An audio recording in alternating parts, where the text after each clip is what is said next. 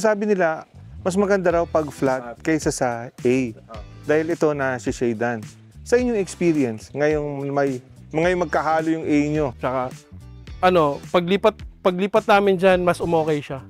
Kasi depende yan bro sa kung saan sisikat yung araw eh. Kaya ganyan nakaganyan bro, kasi dito sikat ng araw namin. Okay, question. So may A-type ka dito, nakaharap sa araw, sa pagsikat ng araw. Eh kung maglalagay ka doon? Pag dito, ang paglubog ng araw yan. lubog ng araw yung ano niya. Okay din kaya yun? Actually, okay siya kasi naka-A-type ako sa Caloocan. Okay. Meron kang A-type na nakaharap sa sundown? From 12 o'clock, tirik lahat yun. So, kuha niya lahat. Pagdating ng alas 3, kasi mag-iiba na yung posisyon nun eh. So, kuha na niya yung kalahati.